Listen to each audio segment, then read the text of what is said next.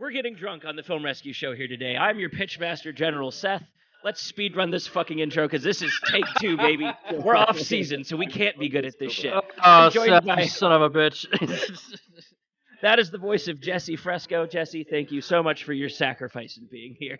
Oh, I got a triple cask Irish whiskey right now, and it's totally gonna help. The slain will have you slain.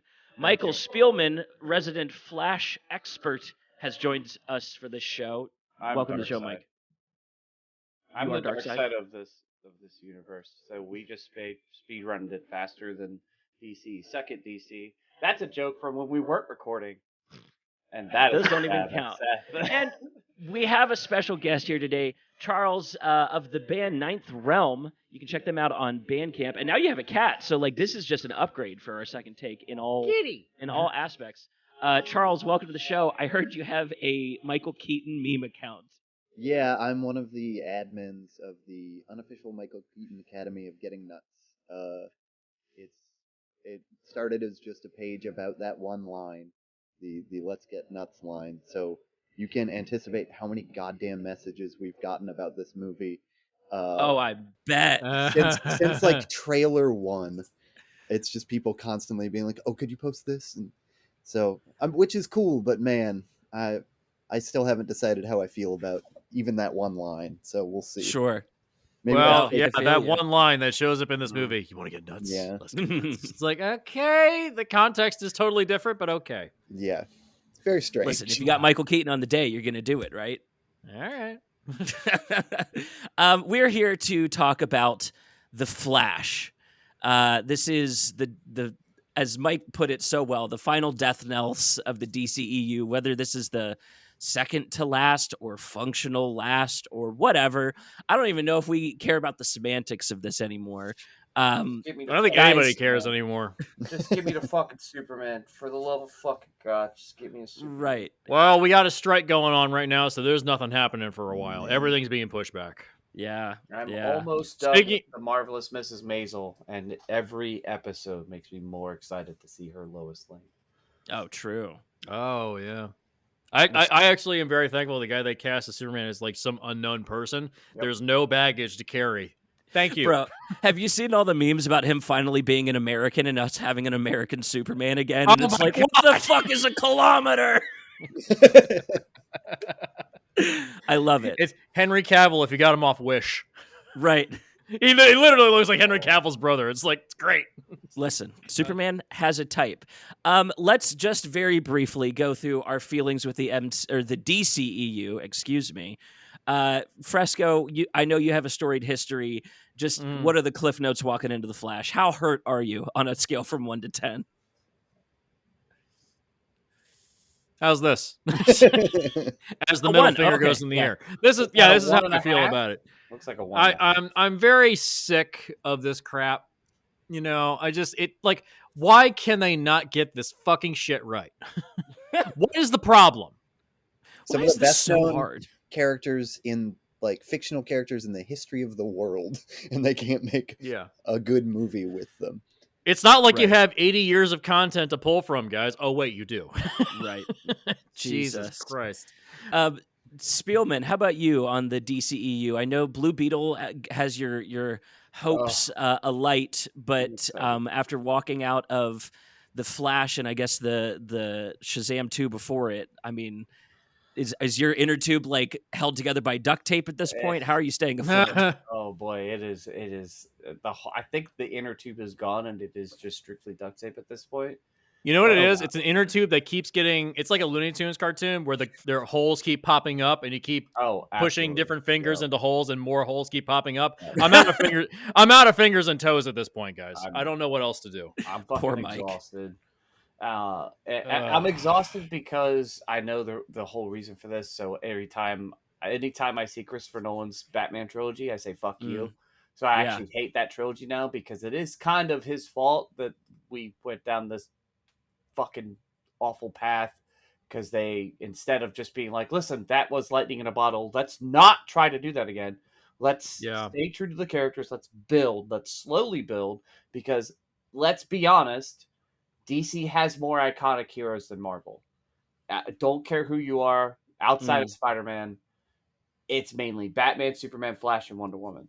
Like Spider-Man is doing the heavy lifting for Marvel. Spider-Man does all the fucking lifting for Marvel because God knows outside of the 3 good rogues he has and maybe one other rogue, which is Kang, most of their villains suck, even Thanos, which they still fuck that up. But don't get me started on Marvel. We'll be here all day.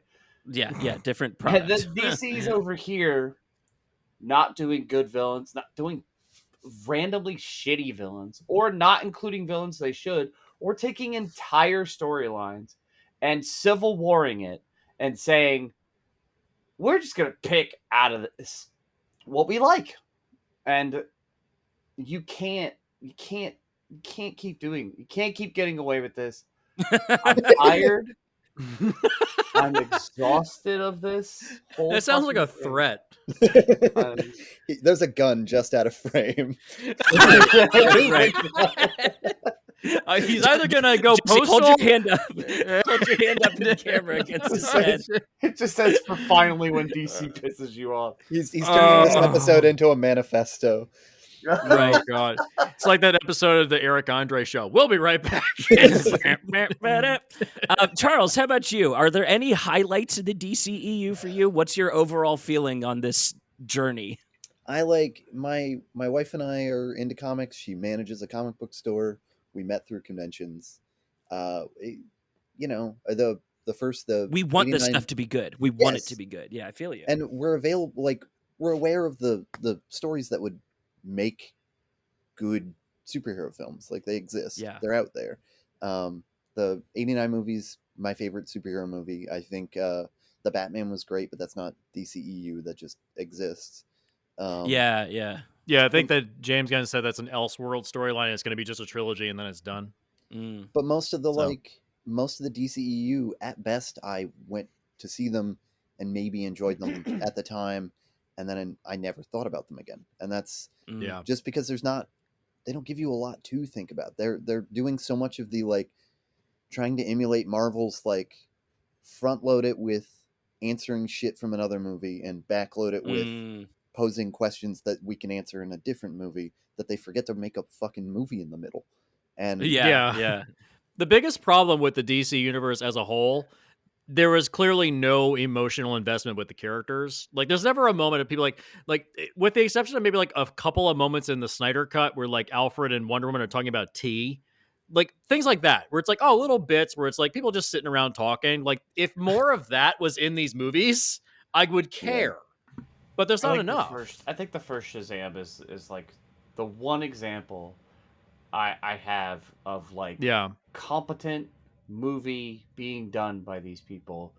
And that was a hard tonal shift for them too, if you remember, going into like, oh, this is for teenagers. This is a movie for like preteens. That was the movie that everyone accused them of fucking copying Marvel. And I was wasn't like, that the first one after the Justice League? Was that the first one? Yeah, that was the one that everyone's like, they're really trying to be Marvel. And I'm like, no, that's just how fucking Shazam is. Like everything about Shazam is accurate in that movie. They've got the tone of Billy right. While Levi is a piece of shit now, he was fantastic in that role. Every side character's great. Shut the hell up. That's all they have to do. Like, don't say the dumbest shit on earth. And then you don't have to express your opinions. You don't have to. Just grin ear to ear. I love my job. They pay me to be a superhero. This is awesome. Yeah. I'm sorry. If I'm making millions of dollars, I'm like scrubbing and I'm probably going to do the Cillian Murphy way. Never going to get on fucking social media again. Yeah. Just disappear from social media. I would just disappear because it doesn't. If I've gotten to the point where I'm making movies, I don't need social media to make me bigger at that time. Yeah. And if I did ever come back, they would be professional accounts that a professional would run, and I would never fucking touch them. Because God knows every single fucking person out there has some controversial thing about themselves. Something that's gonna piss somebody off. But if you don't have social media, how are you going to sing Imagine to... shut the fuck up, Charles. You just joined. This is the first 10 minutes of you being on the show. Oh my fucking God. I watched that thing the first time. Is this I'm waiting for the parody portion of this to fucking start. Are these rich motherfuckers singing Imagine to me? Fuck off. The parody version happened in The Boys on Amazon, which is really fucking good. That was that, funny. that was one of the best jokes. Reality. Oh my god. Well, let's start to peel the Band-Aid. I would like to dip our toes into the Flash and talk about our positives, since this is Film Rescue, and that is my mandate that we're nice at the beginning of the episode. There won't be many. I'll start our ball rolling here. I will start our ball rolling. I enjoy a superhero movie that'll start off with an action sequence with the team to just show us like what's up. Mm-hmm. I think, and this seems to be the way of each of these movies. The first 20 minutes of the movie ain't bad. That's how I felt about Black Adam. First 20 minutes of the movie, not bad at all. It's pretty good.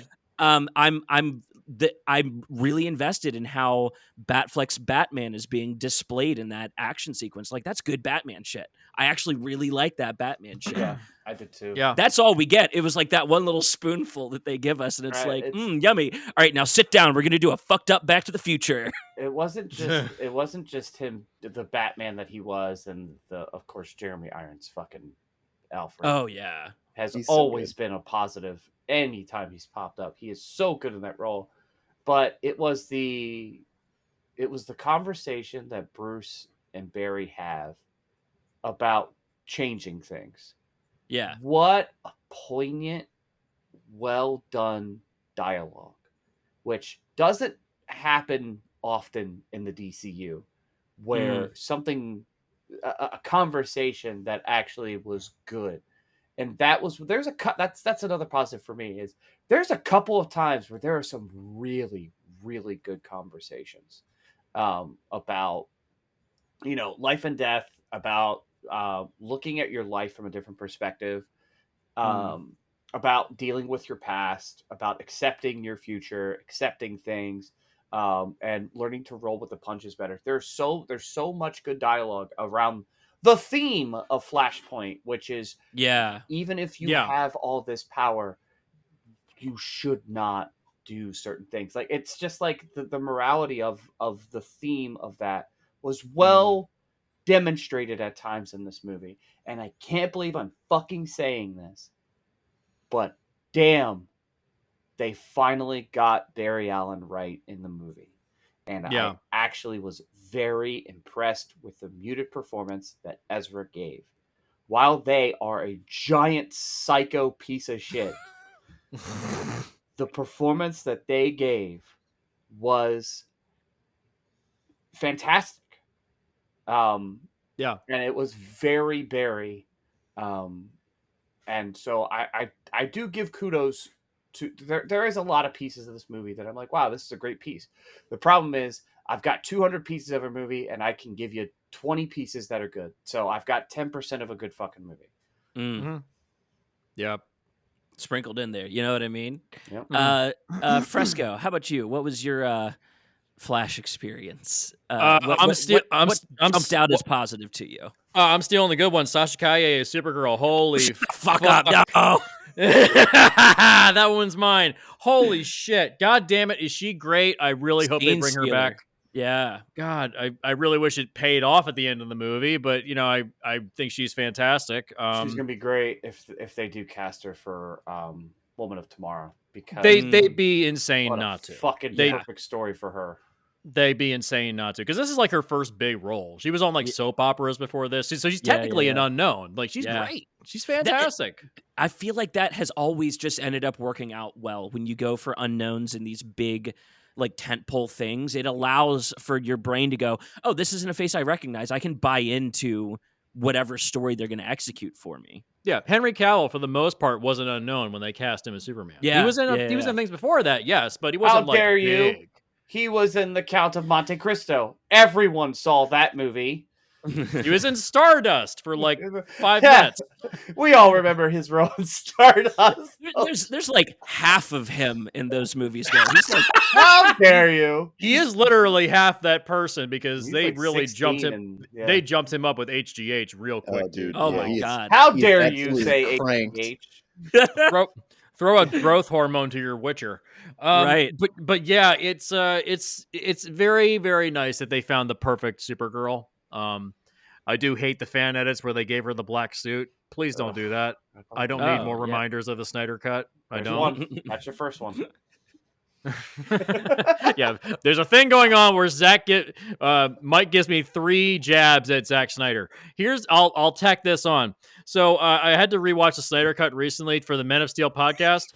Who one of the people that thanked at the end of the I had to rewatch the Snyder Cut for the Men of Steel podcast with Case Aiken, who will be on Film Rescue starting our next season. You know who one of the people that's thanked at the very end of the Snyder Cut? Oh, who? Tell us, please. Ethan Van Sciver, who is the head of Comicsgate, that argues for the lack of diversity in comics and film. Zack Snyder personally thanked him. It's okay to not like the Snyder Cut now, guys. Right. Oh, if you invoke him 2 more times, Zack Snyder is going to appear in the back of your room like fucking Beetlejuice. All right, you know what? For that information, Jesse, you get 3 more jabs at Zack Snyder. Yeah, that's Ethan earned one. Is a fucking piece of shit. That Ethan Van Sciver is like.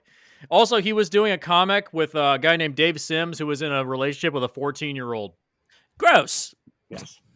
Ethan Van Sciver is a Mormon apparently, or a no longer a Mormon. He's out of the church, but yeah, that says a lot about him as a person. Ethan Van Sciver is probably best friends with that guy from Trapped. Oh my god! Oh god! Wow. Oh, wait, Charles. Anyway, I know you said fantastic. Holy shit, and she's goddamn gorgeous. Oh, why are you a lesbian? No. What the fuck? Hey, Charles, tell us about your Flash experience. Yeah, so I love your accusation that you don't remember these movies much after you've left. So I'm curious, just jumping into your memory, what sticks out as like stuff that you enjoyed in your watch? Oh, and I mean, I came from Michael Keaton. One positive at least. Yeah, I came from Michael Keaton, and he did a good job. He did some really interesting things that I feel like you give it to a different actor and they're not gonna do. Yeah. Because he's just a weird little guy, and I like it. I wasn't sure how I felt about his like weird entrance where the Wayne Manor is essentially like vacant, but there's food cooking, and I didn't know how to feel about that. But then I rewatched that scene with my wife, and she was like, "This is what you like about his Batman is that like when he's not Batman, he sort of doesn't exist." And you know the scene in Batman Returns where he just appears to be sitting in a underlit room, like pondering. Oh yeah, and then the symbol appears. Yeah, then the light, and he's just like up, and he's like activated. And now he's on. Now he's a person again. Yeah, and I guess it kind of fits with that. So yeah, I liked what I got out of him. The new Batwing looks cool as hell too. Oh yeah, I was watching the '89 Batman film recently, and I that Batwing that's in there, yeah, it's nice, but you can't fit more than one person in that thing. Oh no, it's so tiny, it's so small. All right, Charles. Now it's the challenge. Give me one non-Michael Keaton positive. Ooh, Can I borrow that gun that's just out of frame? Well, it's mine. Do it right now. Let's see. Shit. I mean, the Supergirl was great, but that's taken already. Yeah, sorry. I took a good one. All right. So there was a scene that I thought was the stupidest. This is why my wife and I started I rewatched it with her. It was because I was explaining a scene and I was like, this is the stupidest fucking thing that I've ever seen in a movie. And it's so stupid that it's funny, but I don't think they meant it to be funny, and it's just really dumb. And then I rewatched it with her, and she was like, I don't know what you're talking about. This is sick. And I was like, you're right. This is sick.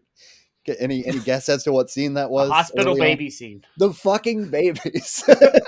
Yeah. I thought it was jokes. I genuinely thought people were like AI deep faking the beginning of the movie, like make it more fucked up. Yeah. I did love the TikTok version where they reverse the footage. It looks like he's putting a baby into the microwave. I saw that and I'm like, who the fuck made this? And then I'm in the theater. I'm like, oh my fucking god, this is here. This was real. Christ. Not undo it in a Jesse kind of way, like you did with the Snyder Cut. But the realization that I have now is that scene I thought it was fucking stupid, and then I rewatched it and I thought it was actually kind of great, and now I realize it's a Funko Pop diorama. So it has Yeah. come full circle for me back to, oh shit, this was all a ploy to make a Funko Pop diorama. I will say, with regards to the Ethan Van Shiver thing, he was also thanked in the Suicide Squad, the James Gunn movie. Oh. But that's because that film was bankrolled by Snyder's company, Stone Quarry Productions. Oh. So it's still, that movie technically is still Snyder stuff because he got the money to make the movie. So Interesting. yeah. He just kind of let James Gunn do whatever he was doing because he was working on Rebel Moon, I think, at the time. Yeah. Yeah. Well, I have one last little positive that I knew nobody else was going to take. Go for it. It was so nice to see Tamora Morrison for a little cameo in the movie, just popping to answer the phone. Yeah. That man is sitting by his phone at all times going, is Star Wars going to call? Is DC going to call? Do they need my voice for another clone? Do they need me to jump? I love it. I just love seeing him. Just pops up wherever you need him. I had a lot more. Oh no, please, yeah. If you got a list, please. We're in the positive section. Go for it. So round us out. The convergence scene at the end, I actually really like the way it was handled. While people are upset that they put a CGI face of a dead person in there, they're not multiple dead people, actually. Not the first ones to do that. Sure. And also, I don't think it was meant to be anything more than a like, hey, this is where DC came from versus now, and this is what DC could have been. I think it was more of meant to be an homage to DC in the cinematic realm, and what could have been, which is why that Nick Cage one was actually really good. But I do think my problem is because they decided to do that, they turn the whole fucking thing into CGI, which ruins the impact of that scene. I appreciate the effort of getting Nick Cage to actually be Superman, but part of me is like, hey guys, you're already spending $200 million. Spring the extra $1 million to get that motherfucker on set for a day. I think they should have just used. I thought he was on footage set for that. Something he was. That's what that's all CGI. It's all CGI. It's not all CGI. It was filmed done and live, then CGI, and then they put it in CGI. And I think it's worse than you thought. And I think it's because of the Christopher Reeve stuff, which is why it's dumb. You should have just used old footage of Christopher Reeve. Right. Like, you should have just used old footage from those movies. That's the it. one benefit to having to bringing Nicolas Cage in for that is that I hope he had a really good time. Yeah. The dude deserves it. I hope he had a good time. And when we get to the negatives, I do want to bring up that section because it's not the execution it's not the function of that scene that I dislike. I like the kind of masturbatory, like, hey, look at all this cool shit that we are linked to historically. I think it's okay for these like long running series to take a little detour to show that off. And Mike, like what you were saying, when they realize that Kevin Smith's story into a clip, just as a deep bonus for people. That's not the issue that I have with that section. Like, I know the Flash's weird stuff, so I'm okay with even the visualization of like the bubble, the time bubble, and all that. It's not the function that I have an issue with. It's the execution. Yeah, putting a Jay Garrick in there. That Jay Garrick made me smile. Isn't that the one that's actually from the Flash TV show? No, that is just apparently that is just a crew member. Just a crew member that they put in the Can I go into my big negative here? So you have every one of these Flash characters all showing up. Hey, where the fuck is Grant Gustin? You motherfuckers! That was on 9 seasons of an episode of that show. Not cinematic. I think that's the big question for the whole movie. Personally, it's not the cinematic universe, so they don't give a shit. Because who the hell gives a shit? That's Warner. That's how they've always fucking been. It's why you won't see. It's why you would never see Kevin Conroy appear in any of their shit like that, because for them they separate that shit so hard.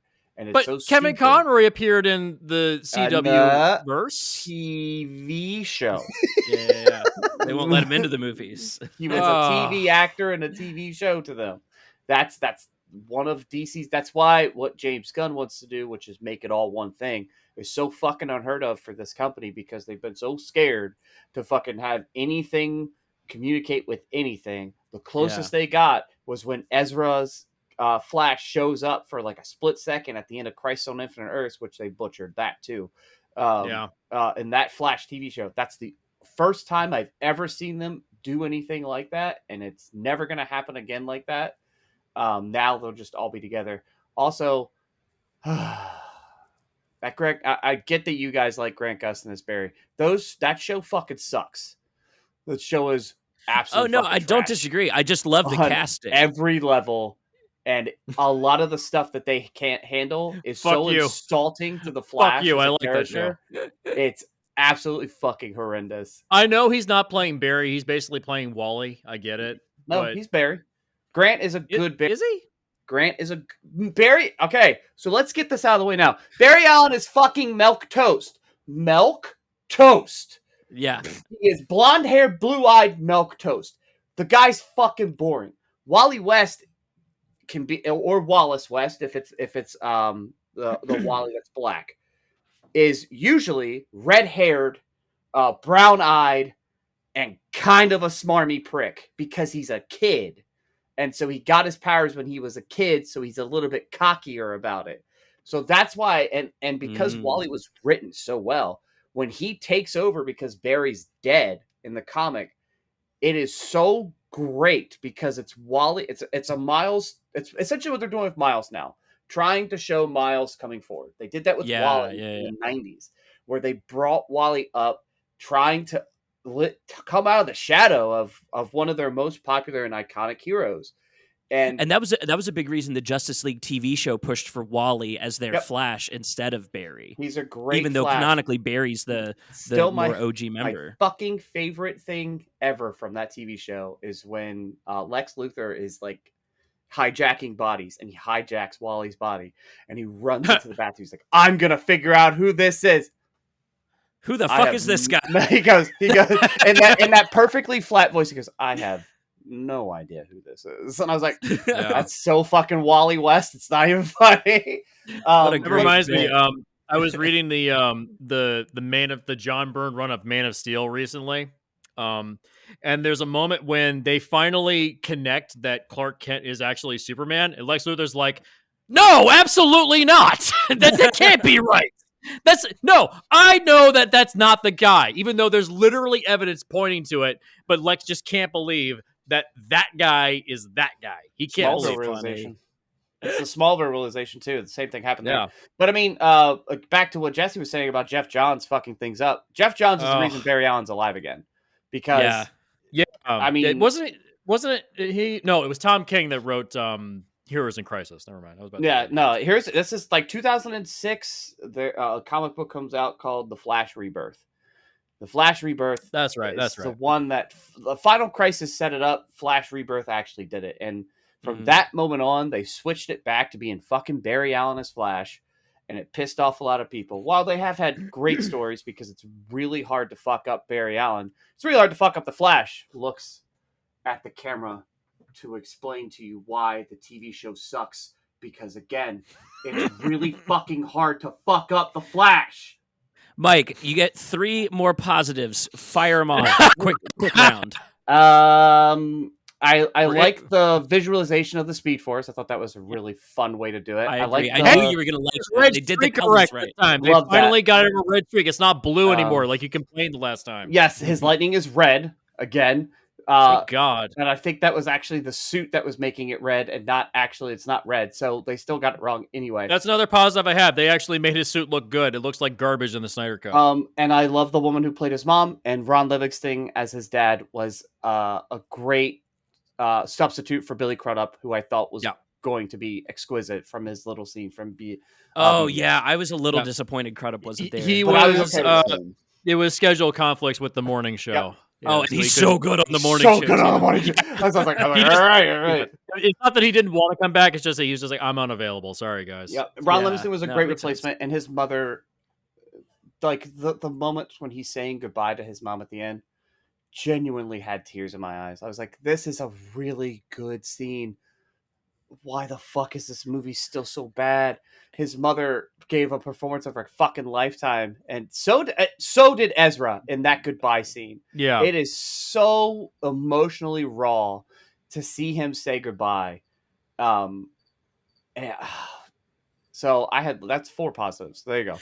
So you're saying you won't watch Guardians of the Galaxy Volume 3? That scene there, extend that out to 2.5 hours. That's the whole movie, dude. I've just not had a lot of time. Want to feel like a little bitch by the end of Guardians 3? That'll do it. Had a lot of time to go to the theaters. You know that I'm gonna out Mike. Someone else in that grocery store was watching that exchange between Flash and his mom, like holding her cell phone like this with 911 ready, just because to them they're watching some guy have like a fucking psychotic episode. It's fucking creepy as shit. The Karens are coming out of the woodwork now for Barry. Right. All right, let's mollywop this bitch. You were gonna out Mike. What were you gonna say? Oh, Mike didn't like Guardians 2, so like, there's no guarantee he's gonna like Guardians 3. It's not a good movie. I don't care what you guys say. It's not a good movie. God damn it! Listen, we just let him be wrong. That's how it is. I just don't have the time to go to the theater anymore. It took me 6 weeks to see fucking Spider-Man. Yeah. And the only reason why I saw Flash was because I knew I needed to see Flash. And we knew we were going to do an episode. Yeah, I knew Guardians 3 was going to happen. I'll get to Guardians 3, but I'm so over everything that has to do with Marvel at this point. So are we. I even said when we did our review of Guardians 3, I said I'm tapping out. This is it. I'm done. I got through the first episode. It's an ending. As far as an ending goes, that's the place to stop. I got through the first episode of Secret Invasion. Went, holy fuck, we're gonna fuck this up too, aren't we? And they get smaller, buddy. The show gets smaller. We're in the MCU. How do we get over here? Let's mollywop the Flash. We need to get into these negatives. I don't understand. What's a mollywop? Can you explain that to me? Charles, a mollywop is to like pick something up and throw it down onto the ground harshly. Charles, what did not work in this movie for you, my friend? I feel like this is going to spark a conversation about this that will to clarify it, which is good because this is a podcast, but also I haven't mentioned this to anyone else because anytime I've mentioned to 2 or 3 people, and it all each time it starts a conversation, and as soon as that conversation starts, I'm like, oh, I don't give a shit. But anyway, I don't really understand the whole change in the timeline thing because it implies that if he changes this one thing, then a different Batman was created years ago. Could I step in real quick? I mentioned to Seth the other night that this reminded me of something. You guys ever watch that Treehouse of Horror episode by The Simpsons where Homer makes a time machine out of the toaster? Yeah. No. So basically, he makes a time machine out of the toaster, and he keeps going back in time. He goes back to the time of dinosaurs, and he hits a butterfly on his face, and then he goes back forward, and everything has shifted. And it's like he asks Marge for a donut, and she says, "What's a donut?" Ah! And he runs downstairs, and he goes back in time, and then it starts raining donuts outside the house. That's what rain is. Rain is donuts. And he keeps going back in time over and over and over and over and over again, changing everything. And the house keeps changing over and over again till it's like the Flintstones house at one point. Oh my God. And so finally he makes it back to his own timeline. And he's like, yes, everything's just the way it's supposed to be. And everybody sits down for dinner. The only difference is that everybody in his family have lizard tongues. And he just kind of resigns himself and says, close enough. And he just eats dinner, and that's the end of the episode. So that just sounds like a Rick and Morty bit 20 years ahead of time. Oh, yeah. Yep. So, like I said, Simpsons predicts everything. But it's literally that episode. The most confusing part The only difference we have is at the end of this movie, we have de facto Batman is now fucking Clooney. That's it. Do you want to know the actual thing that's supposed to happen, Charles? Okay. It's supposed to be like a ripple. So that change is supposed to be like a splash in water, and the ripple effect is what makes all the changes. What actually fucking happens, because it's a ripple and not ripping timelines, is Bruce dies. Bruce is the one that is shot in the alley, and Thomas is Batman, and his mother went fucking insane and became the Joker. Yeah, I've read that. So much better! Because you don't have to fucking time and you do... What the fuck are we doing? Of all movies about time travel, this one makes the least sense to me. Yes! There is an implication that if he kept his mother alive, the entire universe was going to end no matter what. So what that tells me is that there's a possibility that the message of this movie is no matter what, your mom was going to die. You just killed her a little sooner. Bro, like, you want to know what the 5 days fucked the up world's thing about gonna this end is? fucking anyway. Like The fucked Dude, up, the you fucked up keyed part. in on you keyed in on exactly my issue with it as well. It's like the movie kind of ends going, well, fridging's actually okay if it saves the universe, right? Yeah, didn't Bob Shipman address that in his review of the movie? Yeah, the movie does not So bad. understand the lesson that it's ending on. And Yeah. Mike, you brought up earlier how beautifully they execute what the message of this movie is between Bruce and Barry. There is some actual conversation. The fucked up part of Flashpoint, which is what they decided to do for first of the Flash instead of something way different. Yeah, why is this the first movie? Like, why start here? We'll get to that. To that. Let me finish this thought before I fucking go for it. Fucking thing. The fucked up part is when he wakes up after he's changed it in the comic. He literally sees his mom. He's like, "Oh my god, my mom's here." He goes, "Oh, where's Dad?" His dad died of a heart attack 3 years earlier. And so the implication is no matter what he does, he will never be able to have his family again. It's just not possible for him.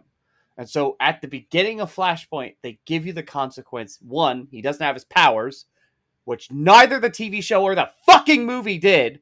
Like, he was like, he can keep it, whatever. I'm like, no, motherfucker, he has to not have them.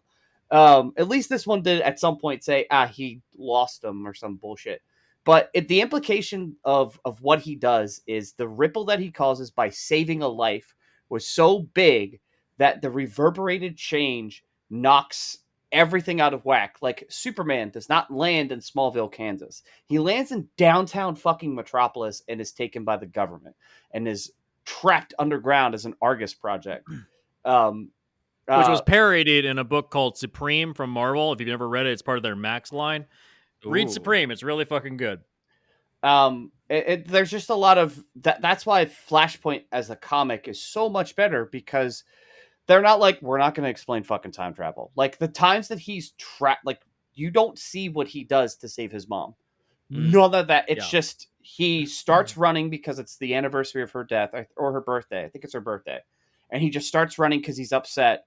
And then the next moment, he wakes up at work. And that's when he starts to notice little things. And then his mom's there, and he can't run fast. Yeah. And it's just so much better. And if you have no idea what I'm talking about, you don't have to read the comic. You can watch a condensed version of this. It's called Justice League Operation Flashpoint, and it's probably one of their best animated movies. It is excellent.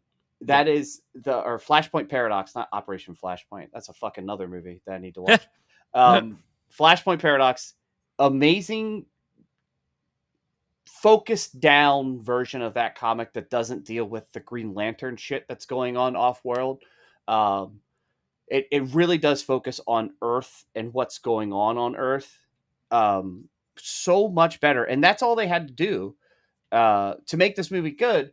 But then they decided to do this, like, kind of weird White Lantern storyline that was kind of in the comic too, with very badly explaining as to why the fuck he needs to get shit out of Supergirl. Fucking so stupid and weird. Well, the thing that happens to Supergirl that Zod wants is literally what he wanted in Man of Steel. By the way, why are we going back to the Man of Steel timeline? Why are we here? Of all places that we're trying to get away from, we went back to this? And the funny thing is, here's the fucked up part. Both Gal Gadot and Jason Momoa are in this movie. Momoa is just at the very end of it. All right, so negatives. We're still in this section. Jesse, how about you? What is not working for you in the There is shit in this movie that is CGI for no fucking reason. Yeah. That is... Okay, so remember back in 2008 when we saw Batman on the back of the Batpod and his cape was billowing in the wind? It's like, oh, that looks awesome. Yeah. It looks like a video game cutscene when Ben Affleck is doing it, because goddamn, that cape does not move at all with wind resistance. Like, why? This movie has a lot of visuals that are very video game cutscene-y. Yeah. even in not just like digital effects, but in like framing. Yeah. And presentation. Guys, let's stop insulting video games like this. Okay. Video games exist. I think it was most egregious to me when the berries are talking to each other on the battlefield, and it's like, is everything but their head CGI? This is. I feel like I'm looking at like a disembodied head on a plate, and then they literally have a shot like that later where his disembodied head just CGI pops out and floats around, and like. Well, it should be pointed out this movie is technically not done. No, this is technically this is clearly, when you're watching it, this is an unfinished movie because they got to the point where they said, "Look, we spent like $200 million on this thing, and this is meant to be like an end of the DC universe as it stands. Why would we finish this?" Yeah, we're over budget. While we're trying to make it seem like everyone loves this movie, no one cares. Well, this is one of the biggest bombs of the year. This and Indiana Jones 5 were the two biggest bombs of the year so far. Yeah, it's so disappointing that they took that mentality, because that's exactly what they did, Jesse. They took that exact mentality to it. Who cares? You should fucking care. Right. Flash is one of your biggest fucking heroes of all time. He always has been. His comic is consistently a good seller for you. I know you guys don't see past fucking Batman in your comic book world, but Flash does really well because his storyline has been fucking incredible for years. And the fucked up part is, if they would have done Flashpoint right, they could have set up their next universe and done a semi New 52 thing based upon the repercussions of what he did in this movie. Yeah. They could have easily set up their next universe with him. Hell, they can continue to do that when they're like, all right, we need to bring in a new wave of heroes. Just have Flash fuck with time again, and then boom, we're in the next one. Right. Hell, actually, I think the next one's kind of like a Doomsday Clock situation where you can kind of reveal all that shit. Like, you shouldn't be treating the one character that you have that can absolutely assist you with your reboot. Like, no other comic book out there has a character that can do this. He's got a built-in reset button. Yeah. He's literally got a built-in reset button. And it's why, if anyone ever argued with me about who would win in a fight, technically Flash beats everyone because he can just make you not exist. Now, wait a second, Mike. I did throw a curveball your way of someone who may be able... Mr. Magoo. You can't account for the unaccountable, baby. I don't know if you can erase Mr. Magoo from time, you know? Right. He's an ancient deity.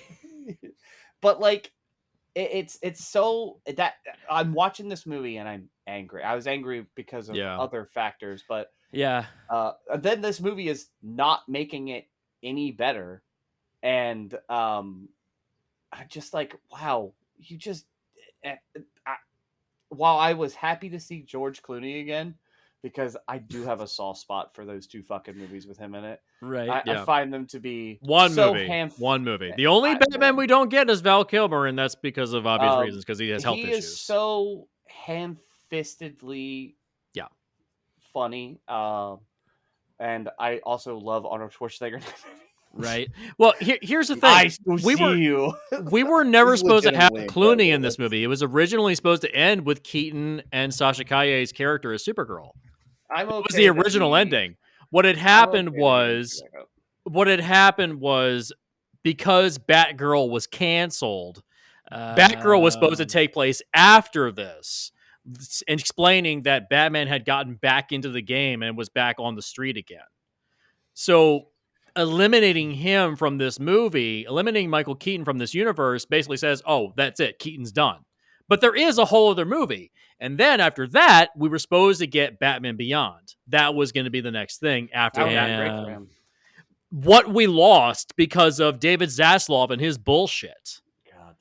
This buyout that happened with Discovery absolutely destroyed any possibility of us ever getting that stuff for the next 10 to 15 years. Dude, the Batman Beyond thing would have been so dank too. Just Would have think been about great. Blade Runner movie 2040. we actually really want. Think about Blade Runner 2049 and now put fucking Batman in it. And what? Yep. He's a good. I Terry mean- McGinnis is a great Batman too. I mean, we could get that with Clooney. I actually like Clooney's Batman. I just don't like the movie he was in. He's a Batman. He's the only Batman I can think of that has his shit together. He's not a fucking train wreck. He actually has his shit together. He's the only one that's that had a Bat harping family. on his dead family. He's the only one that's like, I've got my shit together, guys. He had a Bat family. No one. Yeah, else he had has really he's like a the Bat only family. one that actually has the Bat family. It's like Yep. he's the Well, only he's- one he's that reflects the essentially current playing modern Adam West's Batman. character. Yeah. Yeah, oh that's, yeah. yeah, Adam that's West. that's like why that, I Charles. love that movie is because it is essentially an Adam West Batman, Yeah. but with the Tim Burton-esque approach to the style. And I Oh, was the like, other this movie's yeah. fucking great. the other negative I had was putting George Reeves into this movie in his Superman outfit. George Reeves committed suicide because he couldn't escape being Superman. Wow. Now he is forever emblazoned in the DC universe as Superman. They I could have mean, like No one thought about this for half a second. Like, I can understand, And like, no oh, one knows who, like- the estate of these people said it was okay. It's like, no, that doesn't. There's always going to be shitty people in your family that are trying to take advantage of your legacy. Mm. Like, And if a I random- die and they try to use my name to sell cigarettes, please don't let them do it. I'm letting them. I'm gonna make like them a random you, Mike. audience goer isn't going to know who the fuck George Reeves is anyway.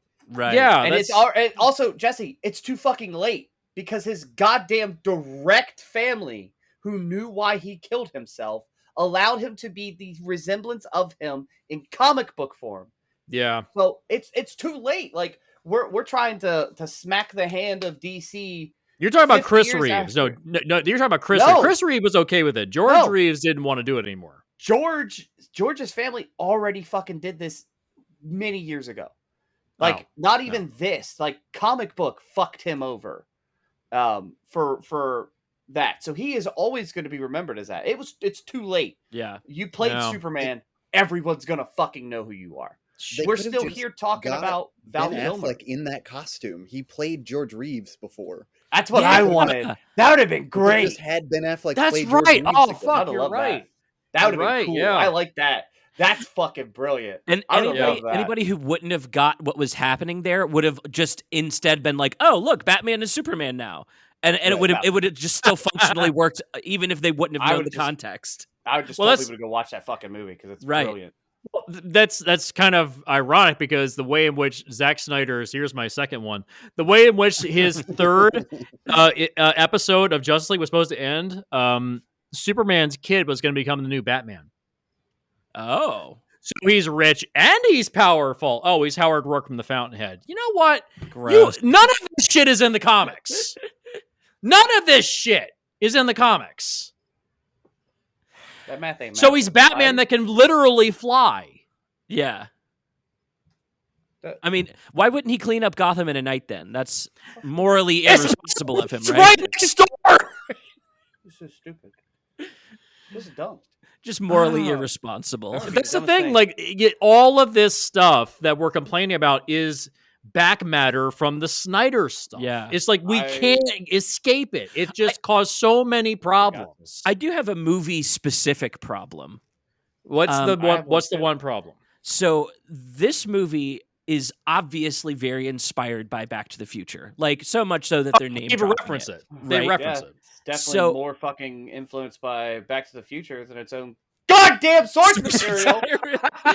Yeah. Yeah. So this is in tandem with that. I feel like they don't understand Back to the Future because this finale and ending feels antithetical to that. It's like why in Back to the Future, correct me if I'm wrong, everything works out, right? Like the Yeah. consequences, no, you can just fuck with time.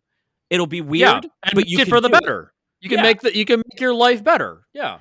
The funny thing is that's so essentially Back to the Future treats it also like a ripple, which is what the comic takes kind of. The comic does inspire a little bit with that concept of reality, that changing something creates a ripple. Depending on what you change will depend on the size of the ripple. Yeah. And so that concept is in the Flashpoint, and it's the same kind of thing. Like sometimes a ripple is too large and it's bad. Yeah. But then there are things in that world where you're like, oh, that actually seems better. Like there's less villains in this world. And so there's like, yeah, like they absolutely did not understand Back to the Future at all. Yeah. And it's so fucking irritating. The thing is he the whole fucking thing is so infuriating because the whole premise is it's not supposed to be about the fucking with time. That is supposed to be what Barry learns. What Barry is supposed to learn is that if he tries to make his life better, he makes everyone else's worse. Yeah. And in the end, because in the comic, he has the Flash ring, and when he opens it, the suit that comes out is the Reverse Flash suit. And it's to let you know that Eobard is fucking involved. There's a negative about this movie. Where the fuck is Eobard Thawne? Yeah, like why is that character not here? Like, isn't he critical to this storyline if you're going to do Flashpoint? No, they just if this had been like a third movie instead of a first of the Flash. We could have set up the character, and then we would have been able to know his petty bullshit for this thing. He's his own protege and villain. I just so stupid. Yeah, cake and eat it too. I'll give the Flash TV show season 1. That is such a good fucking approach to that character. That is one of my other critiques among many here, but like the other Flash, like new Flash, is the goofiest fucking shit I have ever seen. Oh yeah. So annoying. So it's kind of cringy. Annoying. Yeah. He's doing an impression of Justin Long. Yeah. God. Yeah, you're so right. You're right. It's just really weird. And then he's the bad guy at the end, and you see him all like fucked up and scary and weird. And I'm like, I'm supposed to be afraid of that fucking doofus immature, that I've been watching entitled fuckbag. Like, yeah. That dude's not scary. What is this? Right. Yeah. Yeah, it's God, that I was like, what the fuck are we doing with this character? Like, what the fuck is this? And then he has the conversation, and I'm like, all right, maybe he'll be a little milder now. Nope, he's still fucking an annoying prick. And then he becomes Dark Flash. And I was like, oh my God, this is somehow you fucked it up somehow way worse than you ever could. Like, is this even a character in the comics, or is this totally invented? Flash? I don't. They invented it. There is no such thing as fucking Dark Flash. Not like that. Jesus Christ. Yeah. No. I'm gonna start on this just so I can hear Charles's beautiful voice again. Michael Keaton should not have been Bruce Wayne. He should have been Thomas Wayne. Ooh, thoughts on that? Yes. Plain simple. Yes. I'd watch that dude eat an egg salad sandwich. I don't fucking care. Yeah. Like, as long as he's in a DC movie, I'm happy with that. I'm always happy when he shows up. It's great, but he really does seem like he's phoning it in. I really think that because there was so many reshoots and there was so much time, that was just like, I sent you all that video of like the close-ups of his wig that he wears in this movie. Yeah. They didn't even glue it down to the point where even the makeup department was like, yeah, we fucking don't give a shit anymore. Wow. You can see the mesh netting of his wig in close-up. It's like, why does nobody care? But like, you're all being paid very well. 20-some writers come and go on a fucking movie. You're cast in year 5 of this fucking thing. That's very obvious here. You can see every shift in superhero movies just played out across the movie. Yeah. It's fucking awful. Oh, it's time for needle drops, guys. You know, that's what the kids like now. Let's do a fun needle drop. Keaton would have been. That was painful. Incredible. That one, I don't even remember what the song was, but it was like during the fight scene, there was a needle drop, and I was just like, God damn, all of this like Jack White light guitar music as a needle drop in any movie makes me want to puncture my eardrums. I remember when I was back in college. Right. Oh, so by the way, why is Jamie Lannister in here as a cameo? Oh, what? Where the fuck is he at? There's a sequence when the other Flash, the other Barry Allen, gets his powers and he's running through the streets and he grabs a slice of pizza from a guy. The guy he grabs it from is the actor that plays Jamie Lannister. Was it Nikolai Coster-Waldau? Oh my god, I don't that's so understand. wild. He's not just living off that Gods of Egypt money.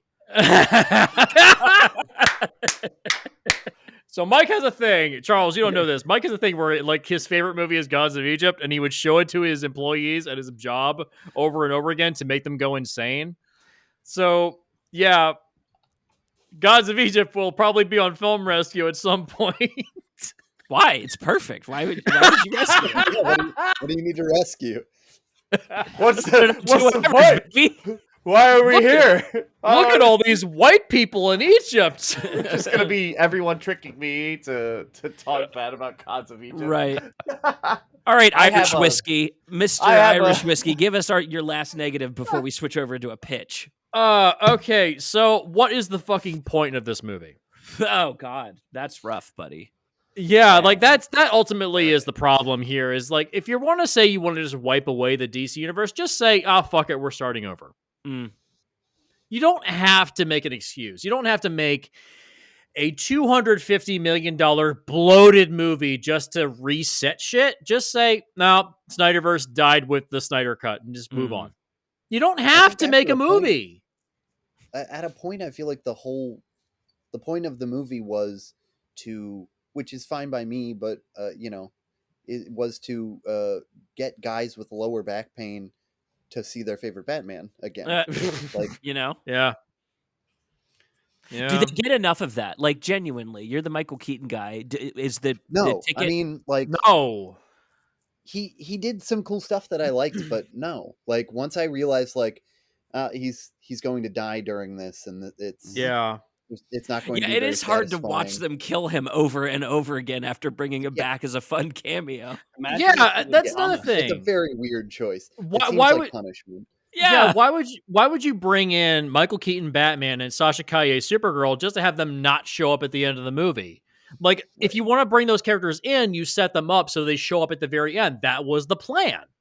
They were going to continue in other movies, and now they're just like, they're gone. I'm okay with Keaton. Honestly, if this is I would have been okay if Sasha showed up and not Keaton or Clooney, because then we're implying old Batman. Which is dumb because DC will never fucking stick to that bullshit. My biggest isn't there a plan to do like an adaptation of Kingdom Come as an animated movie though? I have no fucking idea. Well, and they're doing Watchmen. They're doing a Watchmen animated. They're doing Crisis on Infinite Earth, and they just finished up Warworld.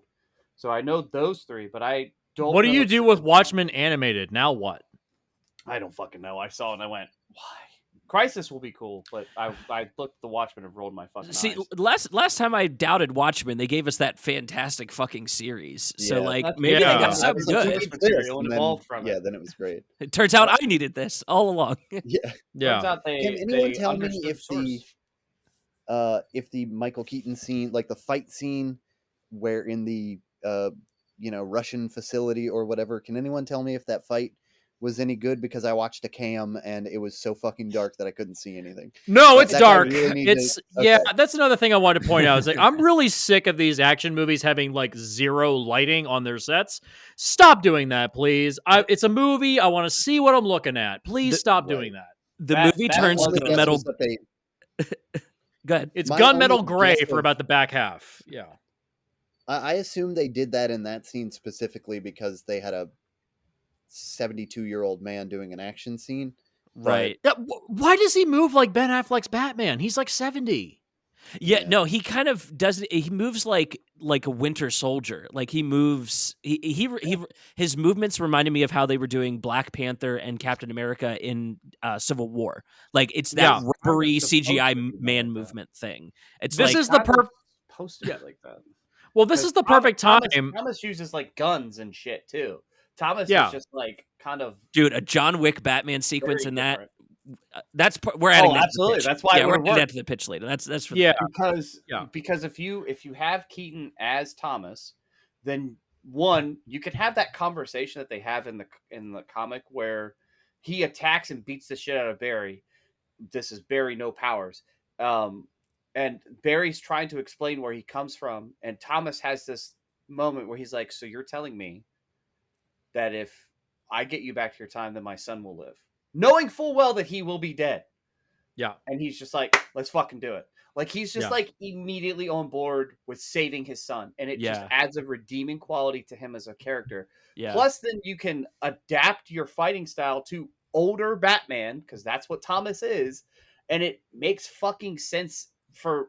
Then you don't have to explain the stupid fucking timeline garbage that they did. Yeah. I just fixed like 7 things without even fucking trying. I really and think I'm not even trying to fix anything. I really think Andy Muschietti is kind of a hack at this point. He's a yes man. He's very much like, yes, whatever the studio says, I'll do it. Like, you know, it's like what I DC think usually he came into a mess. I think he came into a mess, and it does feel like director for hire work. It really does. Like, there's so much garbage attached to this thing. They just didn't know what else to do with it. When they announced that he was getting the next Batman, I think that this was a favor job for James Gunn. I think that this was a like, hey, I'm sorry, please we can try again. Well, we can get you if you can land this ship for us real quick and just like get this mess out the door. You get Batman. Do whatever you want with him. And I really, that's what it strikes me as. For Muschietti, I think could do Brave and the Bold really well, and that's why I don't want to call him a hack, because I'm sorry. Mama is excellent. Like, his independent work is really good. He fucking got handed a mess. He got handed shit and turned it into something somewhat feasible. Like, I can't blame the fact that we have positives. I think it speaks to what, like, he does the human interaction stuff so well. Yep. Like, that's human interactions are. It's the CGI garbage that just hinders this whole thing. Like, exactly. This is what I have to address this now. Like, this year has been dog shit for movies, and the majority of the movies that are dog shit are these over-bloated CGI fuckfests that I'm sick of. It's just CGI everywhere. It just never stops. Like, the biggest successes of this year have been practical sets, practical stunts, actual people doing actual things, like Oppenheimer. No CGI in the whole movie, and apparently it's a huge success. Or John Wick Chapter 4, it's very much practical sets, actual gunfights. Like, why is it so hard to just say, hey, let's just do it for real? Is everybody in the film industry at this point just lazy? Like, they just don't want to be there? You know, like, just let the CGI guys handle it. I don't feel like being here. I want to go home and just watch Netflix all day long. Is everybody at that point where they're so sick of the industry? Thank God there's a strike. Right. Because this will stop the industry dead in its tracks and be like, hey, you can't spend more than $100 million on a movie. Well, and I would make that mandate right now to every studio. You can't spend more than $100 million on a movie. I think that's a big reason that the strike is so important right now. These movies lend me to think that this is all pointing towards them wanting to be able to generate this with AI, to literally go, hey, this script feels like an AI movie. Yeah, regurgitation of shit we've already seen. Like, you go film the human interaction stuff, so there's something that feels real, and then we're gonna plug this into a computer that can pump out comic book images that people will watch. And I think that's what they want, and this is the one that feels the most like it. Like, this feels aggressively like that, to the point where it regurgitates its own storyline with recycling the same event in the battle against Zod over and over and over again. It feels like an AI generated movie. I think it's hard to think that this year has just been shit for movies when movies like Past Lives have come out this year. I'm not saying there hasn't been good stuff. I'm just saying, like, the stuff that we focus on the big stuff. We focus on the blockbusters because we think that's what shapes cinema, and it shapes the industry. It doesn't shape cinema. Problem. It shapes the industry. It is a fucking problem with how dog shit. Like, I think I saw a video recently. It might have been you that shared it, Fresco, where it was like CGI from 2007 versus CGI in 2023. I sent that to you. 2007. Looks so much fucking better. It's lazy. I don't even want to get to the AI shit yet because it's just laziness. Because these programmers, the artists, they're put on this fucking timeline that is unreasonable, and they also know people will still show up see it most of the time. Yeah, and Right, people right. still show up to see it, so it validates these fucking studios doing this for their corporate greed. And I'm with you. I'm so fucking glad that there's a strike right now, because someone needs to fucking sit them down and be like, this is fucking, you need to stop.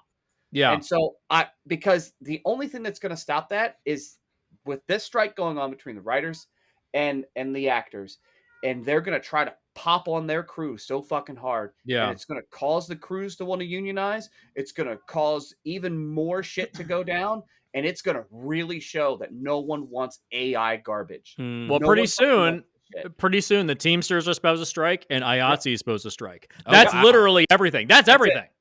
That's it. Done. The only thing left, you can make animated movies. That's it. Because CGI artists aren't unionized. And I guarantee eventually they're going to submit for They're trying to, unionization. yeah, they're already trying That's to. it. That's it. What else are you going to do? You're going to just not make content? It's like, it's just, yeah.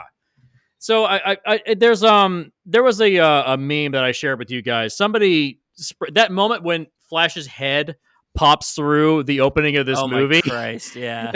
And somebody shared that meme, and I said to you, this is a fucking money laundering scheme. Yeah. That's what this movie is. Like, this movie, even if it makes no money in the theaters, and it failed, they can just write it off as a tax write-off and just get the money back. I'm curious if they get to like stack that too, if other losses from previous DCEU stuff can be. Oh, absolutely. Like, they along totally like wrote that. off Black Adam. Absolutely, they did.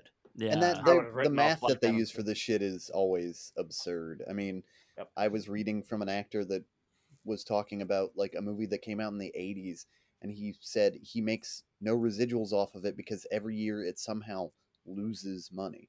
It Yeah. hasn't had a theatrical release in 35 years. How is it losing money Right. year Yeah. on year? Yeah. There's interesting. there's an unwritten rule in film, and I've heard this on many sets. The reason why these budgets are so big is because you're intended to spend all of that money, even if you don't need to. You're intended to. Because if you don't spend all that money, your budget on the next one Right. goes down. So it's the It's Office the joke. military ammo burn off. Yes. Every year. Spend it all so that way you can get more next time. Right. It's a racket. This is racketeering. This is I hate to say this is criminal, but like, you're making substandard product for an audience that's demanding at least standard material. Can't be Yeah. criminal when you're setting the rules. Right. And that is why there's a strike on. 2 strikes. About to That be a third is- one. that's About to be why Two strikes, about to be 4. That's why I torrented it. I couldn't Yeah. talk myself into going to a theater, and I thought Yeah. about pulling the whatever that YouTuber is that saw Morbius like 15 times.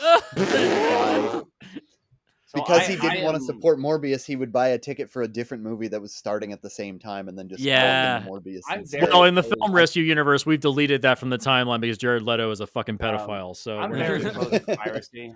I'm very opposed to it, and the biggest reason is because you are not hurting who you think you're hurting. The Yeah, you're only not. people you are hurting by pirating that movie are the people who actually worked on this movie. That's and they don't deserve to get fucking hurt because you didn't want I to mean, pay money. I assume they all already got paid. They all No, did. Yeah, the people Yeah, that work is on these that films, they get paid. it- They get paid when you weekly. Every Friday, pirate you get a shit- paycheck. When you pirate shit, the only people that are going to get hurt, like I know people that pirate shit, they're like, yeah, fuck you, Warner. It's like they got their portion. The Yeah. only people that are going to get hurt is it could hurt an actor if a movie doesn't do well enough, and then they're seen as a poison, and then they're not cast going forward. So it could cost them opportunities. It can do that to a director. It can do that This to writers. movie stars Ezra Miller. Fuck Yes, that person. Yeah. It Yeah, but stars it's also a stars Sasha legitimate Calle criminal and a guy that's not coming back anyway. and Sasha Calle, who we want to see again. Sure. Kaye. I Is think it I Kaye? think the piracy aspect too can hurt the physical media release. That's where I start to quake in my we just boots where it's discussed like, this. It, We it- just when it's- discussed this. Yeah. Yeah, when it's hard to track down movies because they're getting pirated, it's like, yeah, I know I can always get the movie, but I would also like, a fidelity version of it, and that it can prevent that. But I also pirate, like I will actively say, like for movies where productions are as mired as this, especially if there's any kind of criminal racketeering in the background, it's like, The funny thing, and I think it's hilarious that this is happening too with the the death of physical in the TV and movie spectrum, because the anime and manga spectrum had such bad piracy because their physical media was so bad Yeah. that they changed all that, and now their piracy numbers are dropping. And it's like, there is literally evidence showing you that if you're one, your quality is better, and two, you provide it to people on a broader spectrum. Yeah. It's easier. You're gonna piracy is never gonna go away, but you're gonna see less and less of it because your quality's there. But when you're pumping out $250 million shit fest, Right. and the person in the movie is problematic, is a nice word for them. Sure. Yeah. It's kind of hard to be like, yeah, I'm gonna go to the theater.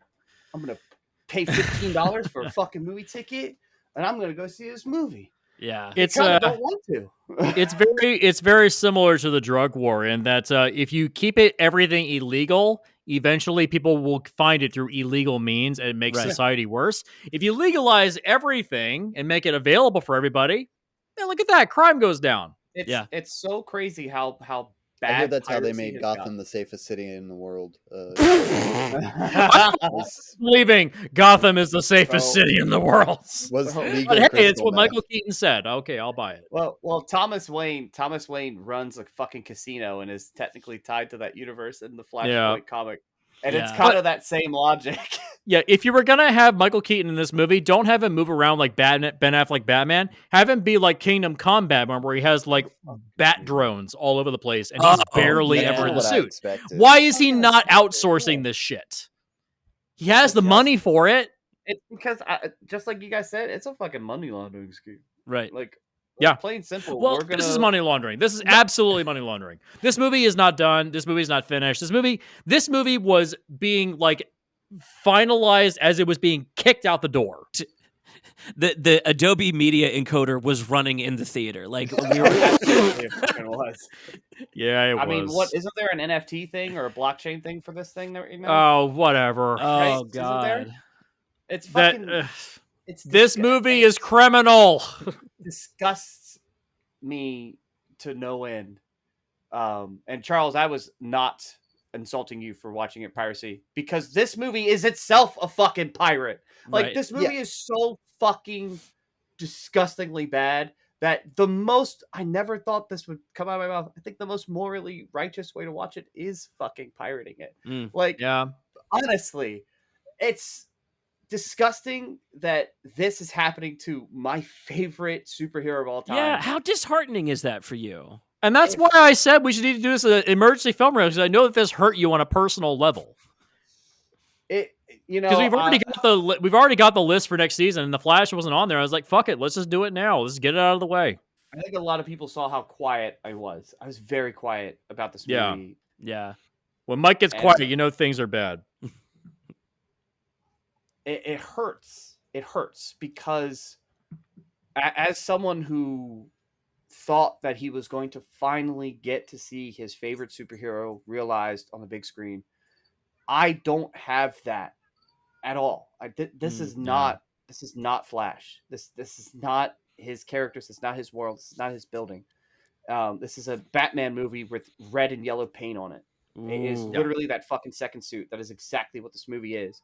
And it's so bad that this is happening, because it just makes me scared that we're going to go back again like we did with that 90s TV show. And the logic is going to be, well, no one watched this. Yeah, no one wants the Flash. And then I'm going to go back into a fucking corner again where all I get is incredible comic books that keep coming for this character and nothing else. And it's so frustrating. I was really excited for it. Same thing with the Flash TV show. I was really excited for it. And I was so happy it was doing so well. And that first season was so good. And then it started to really get away from itself as showrunners leave, TV show bullshit. But it kept going. And so while I do insult the Flash TV show, it's the last example I have of someone actually trying. Actually giving a shit about this character who, in all honesty, if DC actually got their head out of their fucking ass and looked at Wally West, looked at Barry Allen, looked at Jesse Quick, looked at Bart, looked at Wallace West, looked at all of these different speedsters and realized that the Flash is Spider-Man and the Bat Family in one. And you have the makings of something so incredible, and your comics have been laying the fucking groundwork for going on 40 years. Since the death of Barry, these comics have just been pumping out classic after classic for this character. Sans Jeff Johns' run. It's just it's frustrating that they can't understand who Barry is. Yeah. And he's really not that hard. It's frustrating that they wanted to be funny about the Back to the Future shit without actually understanding what any of this means. And the most disheartening thing, and it's my biggest problem with DC, is they don't open a fucking comic book. Just open one fucking portion of Flashpoint and read it and be like, oh, I understand the basics of this. It's at this point where it's like I'm gonna have PTSD around the Flash, and I just can't trust anything that's gonna happen with the character is gonna be worth it for a bit. And it's all of his victims have said the same thing, actually. Oh my god! Wait, so damn, I'm a serial killer. But yeah, that's where I'm at, and seeing all this shit, I just shake my head. I shake my head. I'm like, they're doing this this is my boy. They're doing this to my boy. Right. And then I look at all the Spider-Man fans, and they're enjoying their golden age of Spider-Man. I'm like, man, it must be fucking nice, huh? Right. It fucking sucks. So we've had a lot of review today. I knew that the pitch was going to be short and sweet, because if they can do it as a 90-minute animated movie, this is a very doable story, right? Like, Charles, what do you need out of a Flash movie? Like, let's say you're showing up to the theater and you're going to be pleased with the result. What are you getting out of it that's really going to tickle you? I mean, I guess the addendum is whether or not you feel the need to rope in these other versions of the characters in the way that this movie does, and in the way that other MCU films and the nostalgia factor kind of thing. Yeah, and the Spider-Verse movies, just sort of the referential stuff, like, or an entire version of a character that's brought back. If you are including that, then I think this movie just could have... They could have taken any version of this, really, and made it into something workable, just because that's what the story allows. Is that it's a story about time travel, so you can kind of do whatever the fuck you want. Sure. But I don't know how they made the weirdest choices that they did in doing that. And I think the they is the multiple versions of this movie that have been built over the past 10 years. Yeah. And so that's the other part. There's no focus. There's no focus. Right. Like there's some good moments in this, but there's no focus. I feel like it's weird of a movie going experience. Yeah, that's a good analogy. That's a great one. I feel like it's weird. I'm the first one that's going to bring up Across the Spider-Verse at this point. Yes. Go ahead. Yeah, well, like I mean, in just that they're doing it better, just all around. Yeah, when you clearly have a vision and you clearly have a goal that you're trying to get to, right? Like, why it just shows, like, when you take the time and dedicate your story to character and not fan service. Yeah. And see, that's what I texted Seth. I was like, we've had 3 movies recently that have used nostalgia to try to get us on their thing, but only one of them did it right, and it's Across the Spider-Verse, because the repercussions of that nostalgia, the nostalgia coming in Across the Spider-Verse, did not detract from Miles's growth or his approach to villainy. While it's just something that happens in the background. And you can choose to you can choose to like soy face at it and point or choose not to. And that is such a good use of nostalgia. And I think at times the Flash was on that route. Like that convergent scene had the makings of just being like, we know where we came from. This is where we're going. Including Keaton is a great idea to show, hey, look, he was Bruce, but I think having him be Bruce was the dumb move. You can still get nostalgia. You can be like, that guy used to be fucking Batman. Like I'm in the theater with my boys, and George Clooney pops up at the end, and I looked at them. I was like, he also was a Batman. They didn't get it. It's the same thing with when we saw No Way Home. Like they did it better in Smallville when Christopher Reeve showed up. Yes, they did.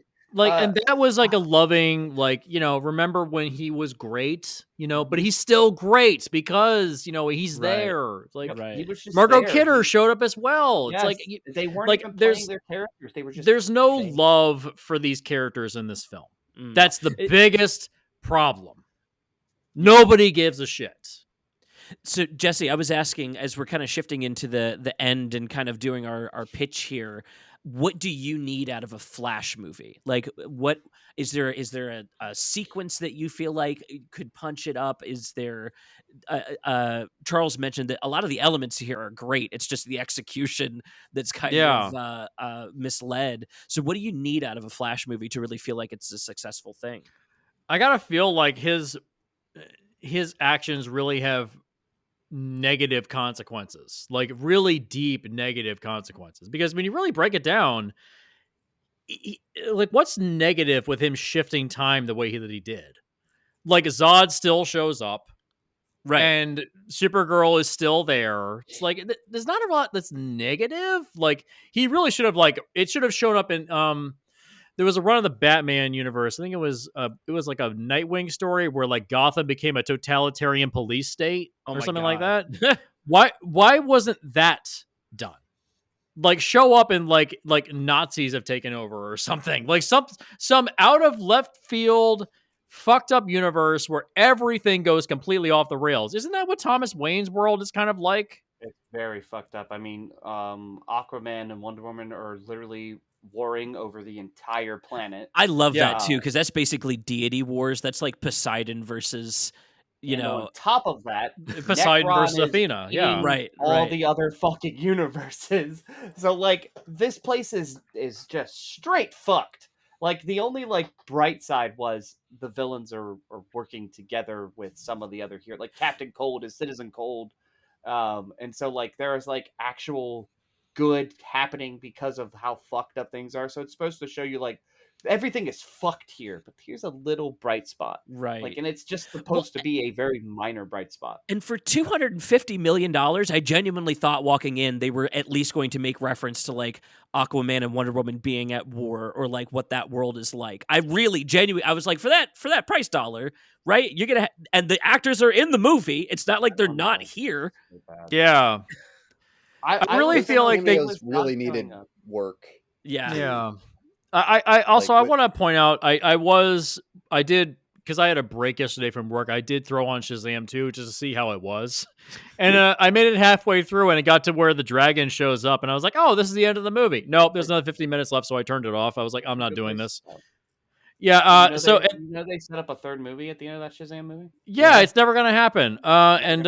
So like Wonder Woman is kind of in the movie.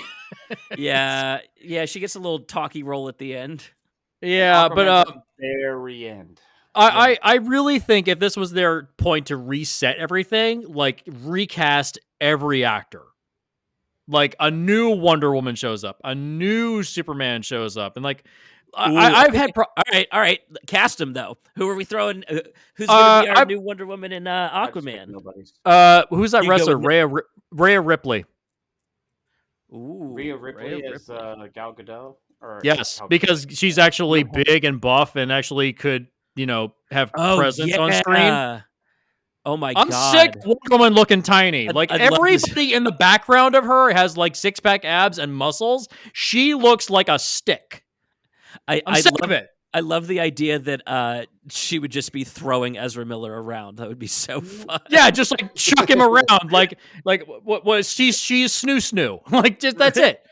Like I'm sick of Wonder Woman looking tiny. Like make her big. Who's the one girl everyone's in love with from Quantumania that's like ripped too.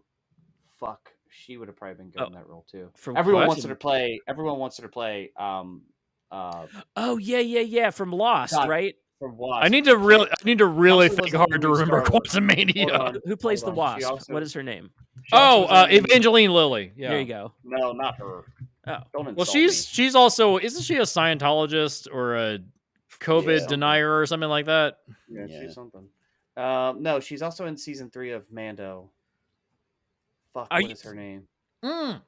I'm looking for it. Yeah, Oh, the Imperial officer. Katie What the hell's her O'Brien. name? Katie That's O'Brien. it. That's it. Katie Yeah. She would have been O'Brien. great in that too. Interesting. Oh, that's ironic. She's in fucking Black Lightning. That's why she wasn't in this, because she's fucking. Yeah. Uh, Charles, all how the- about Aquaman? Who would you throw into Aquaman? Our new All the Aquaman? hot lesbians need to take all the best roles. you want I'm Blondie? really kind of over the past 15 years of trying to make Aquaman cool. Like, make him a fucking doofus. Make him a nerd. Make him a goddamn guy in some green Yeah. shorts and call it a day, man. Yes. Uh, Oh, thank you. Andy Samberg as Aquaman. hell yeah. Honestly, that'd be Always cool. seems- I'm good with that. Give him Does some, have to roid kinda him up be a little bit, and badass. Zachary Levi got yoked. Sure, do it. yeah. Listen, my name's Arthur. I'm a very unimposing fish man. And then put Jason Momoa where he belongs as Lobo, and everyone's happy. Ooh. I also think, and this was just in watching Oppenheimer, if you're casting another older Batman, just any actor that isn't Cillian Murphy or Cillian Murphy from Oppenheimer, who fucking Dude, cares? I Every one love- of those dudes has been considered for Batman at some point. Exactly. Yeah. No, in that it's movie. perfect. There's literal screen tests of Cillian Murphy trying to play Batman. I think it would be great. Josh Hartnett and fucking Matt Damon, and there are like 6 dudes that tried to be Batman in that movie. Yeah. Matt Damon, terrible choice for Batman. Oh my god. That's the His worst one. his performance in Oppenheimer, I was like, all right, that's fine. He can be a shitty, annoying Batman. Like, Listen, some of the best Batman. Batmans are shitty and annoying. no, that's what I mean. You know, Batman like is a like, Kingdom fuck you. Come Batman, where you're just like, dude, shut up, please stop talking. Holy Right. fuck. All right. No, I like it. So yeah, I fully grab Spielman. Like you have to do Flashpoint, like for real. Like so we need an Eobard Thawne then. You need to cast that. If we're Need going a bad with, guy. Oh my god, it just blanked on his name. The guy who plays Homelander. Oh, my God. Anthony Starr. Anthony- Anthony Starr. Anthony Starr. I was like, Starr. I think it's Anthony, but I can't remember. Anthony Starr would have been great at Eobard. Well, he's also a problematic actor as well. I don't care. Eobard's the worst villain in villain history. I don't care who you are. He's the Eobard pettiest. He's for Eobard sure is the pettiest. Petty as fuck. There's that audio of him saying, I jerked you off. At first, I thought it was real audio because Eobard is that fucking petty that he would do that shit. Like the introduction you get in Flashpoint to Eobard is him kind of talking about his life and making it sound like it's bad, while he fucking erases his brother from existence. Oh my Like, god. and then he kills his parents because they're just like against him learning about the Speed Force, even though no one has said this to him in this little bit. You're just like, holy fuck, this guy's fucked up. Like, Anthony Starr, because of his Homelander work, would be a perfect Eobard Thawne, because he is already perfectly petty and perfectly obnoxious in all the right ways, that he would have crushed that role as Reverse Flash in every way, shape, and form. And I hope that someone at DC is listening to this with all their NFT money. Fuck you, ruining my character. If they could decide to redo it again and you decide to do a Reverse Flash, Anthony Starr, you need to put him on your fucking short list, because I think he would be perfect in that role. I did like the guy from if we're doing homages and nostalgia, because he's not really in it a ton. You could have done the guy that did play him on the TV show, not oh man, hold on. I gotta. It's a very smaller actor who does it in the show, and it's not. He plays like Hunter Zolomon more. Oh yeah. But He has a great Eobard look. So there's 2 versions of Reverse Flash. Or actually, there's several versions. The main one is Eobard Thawne. A lot of the times his name is Professor Zoom. And then there's another one known as Hunter Zolomon. He's yeah, I think that's where I tapped out of the Flash TV show. Yeah, I think he plays the Hunter Zolomon one. Yeah, Teddy Sears. Teddy Sears would have been. Oh yeah, that's right. Yeah, he would have been cool in that role too, because then you're just playing an homage to Flash's cinematic history and stuff too. Now you're just paying homage to Flash in general by having him show up. I also thought it would have been cool if I don't like the 2 berries. Get the fuck out of here. Yeah. Oh god, that was his I was going power from the moment he changes shit to the moment he wakes up.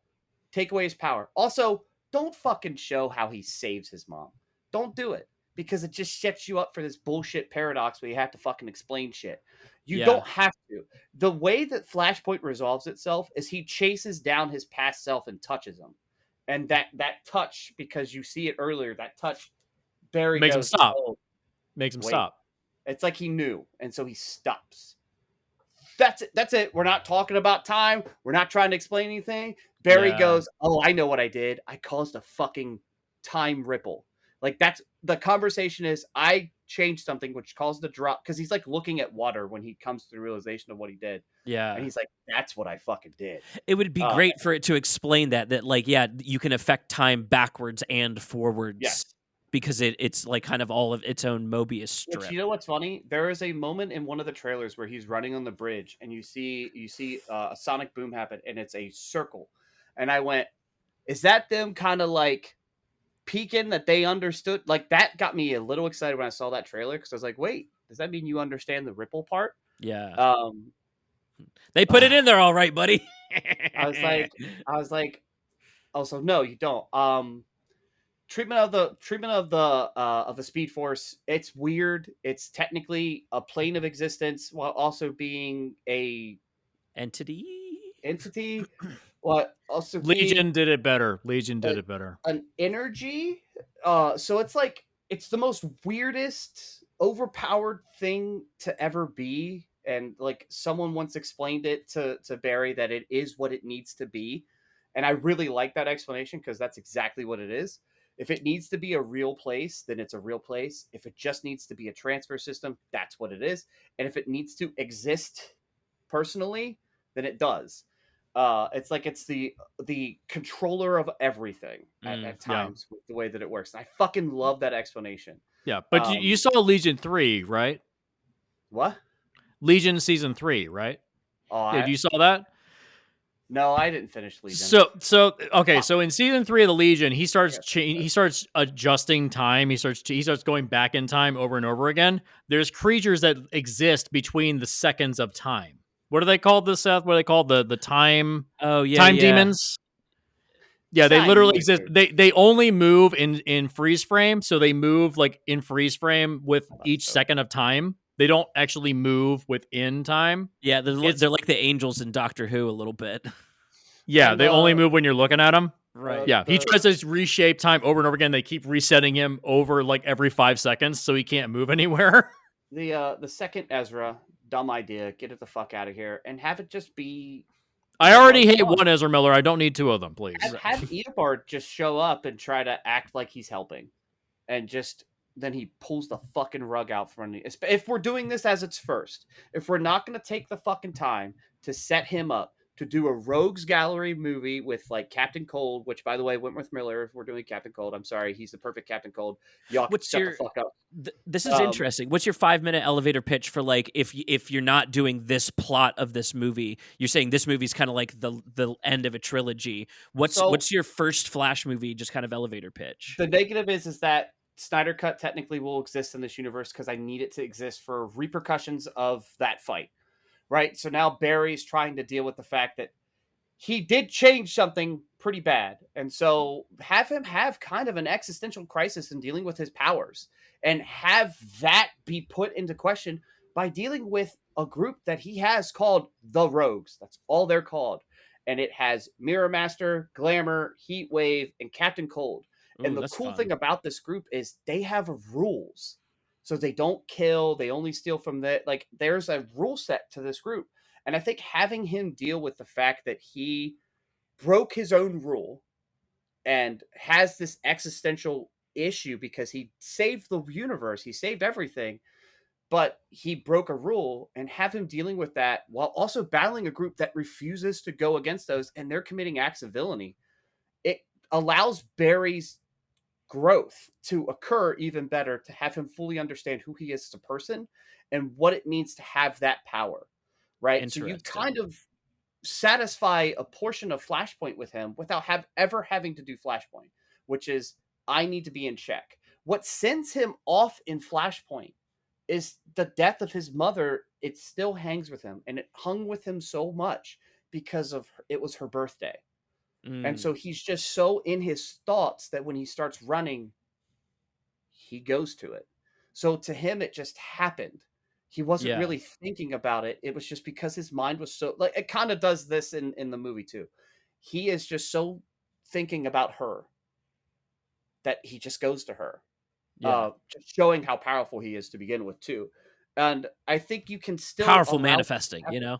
Yeah. And I think you can still do that in a third if you set up how vulnerable Barry is as a person, which you can do by just introducing his rogues. And then, you know, you can talk about his mom. And the thing that I do is I think we reveal at the end of the first movie, we have him have a conversation with his dad that he's ready to, like, what happened that day. And as he now understands his power a little bit, because we don't even have to have him being called the Flash. There could be a picture of just a streak of lightning, right? Something like that. And he goes to talk to his dad, and his dad says, there was a yellow blur, and then she was gone. And you could be like, all you're doing is implying the person that killed his mom. Yeah. Because we don't even fucking know how she died. She's just dead in this fucking movie. Oh yeah, that's right. Like, what?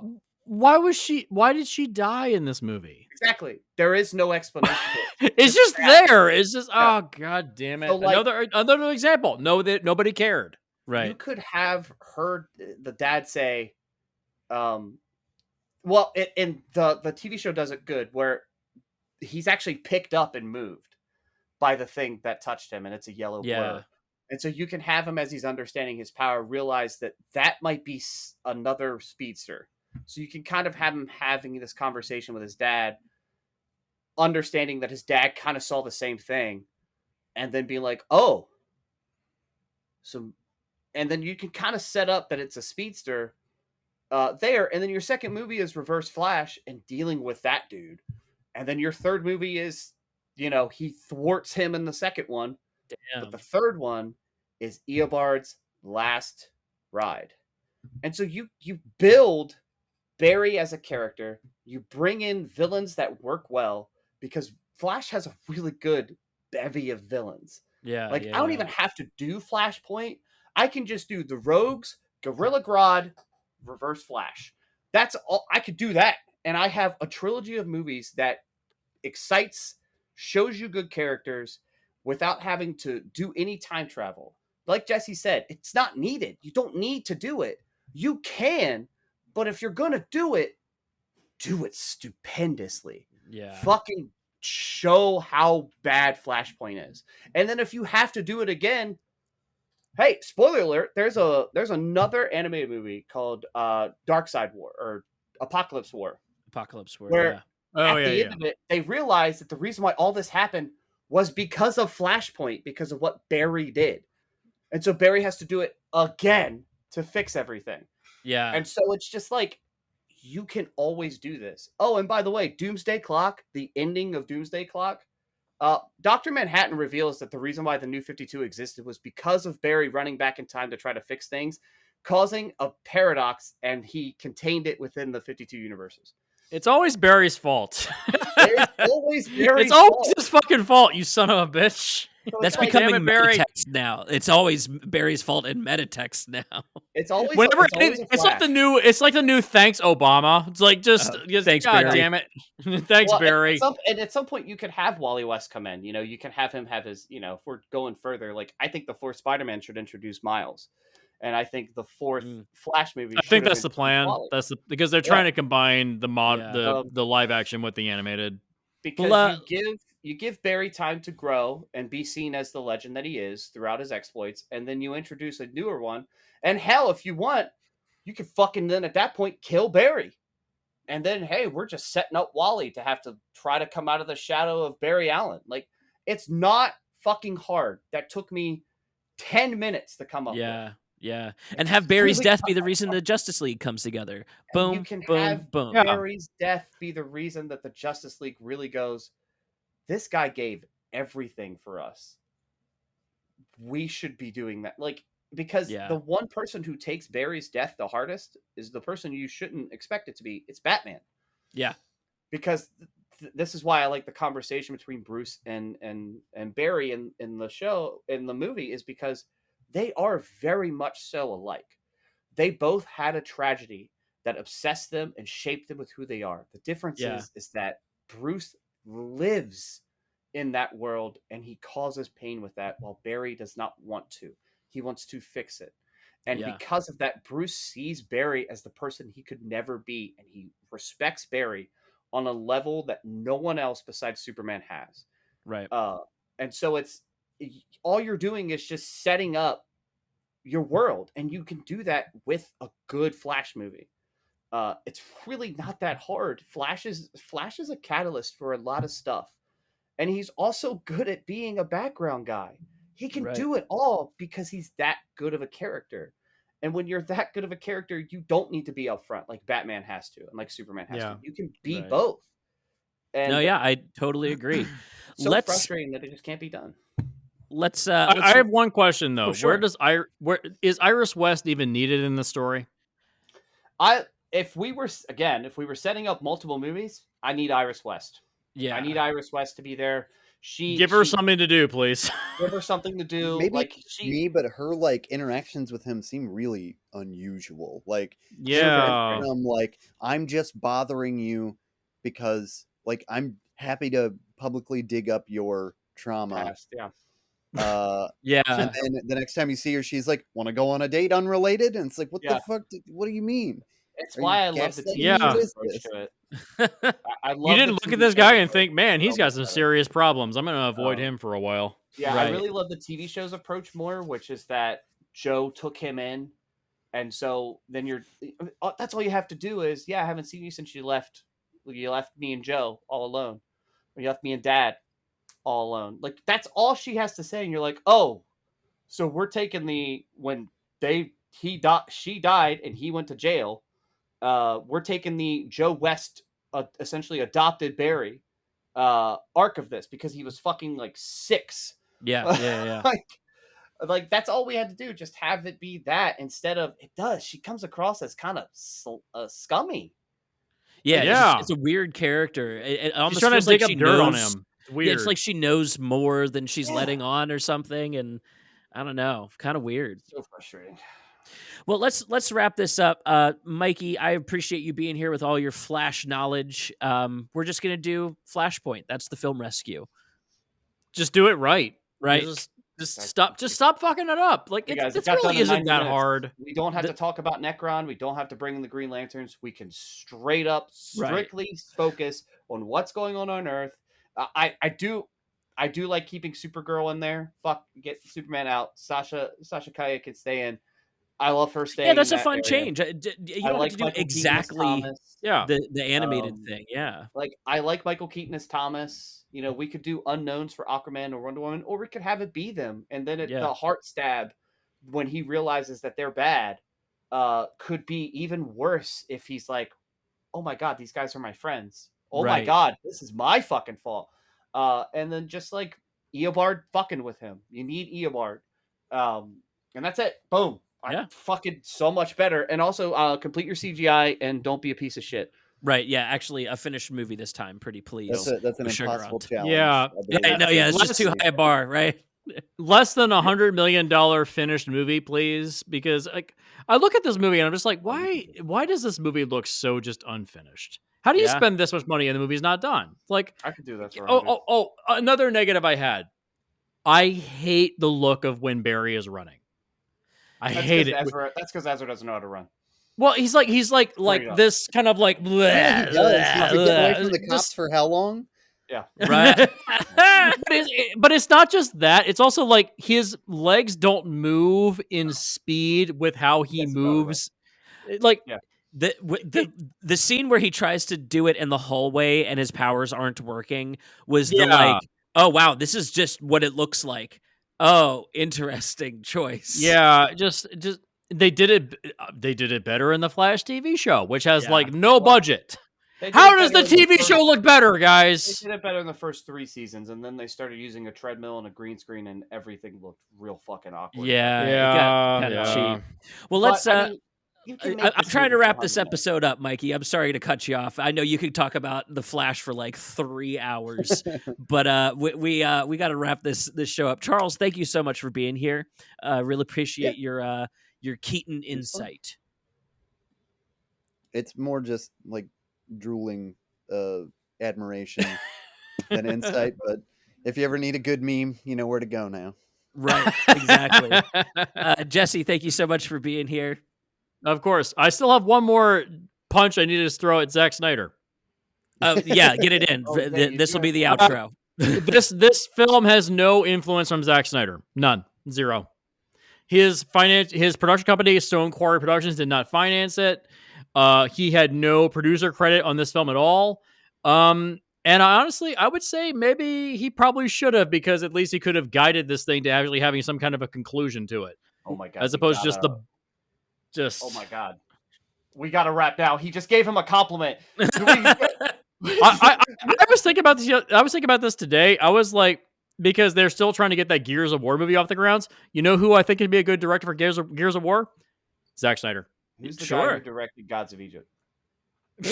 Alex Proyas. Perfect. Cast him as the director and everything. Right. Give him the Zack Snyder as director of Gears of War. It's big, meaty muscle guys like smacking into each other like slabs of meat. It's perfect. What he's made for. Yeah, he'd be great at it. It's the porno he watches. He wants that. Go on the internet and watch that now. Yeah. Thank you so much for listening, everybody. You can check us out in our link tree. This is it for the Film Rescue Show. Good night. Good night. We're all season. Esmeralda is right behind you. We'll be back for season 9. See you later. Gods of Egypt in season 9. Everyone confirmed. No.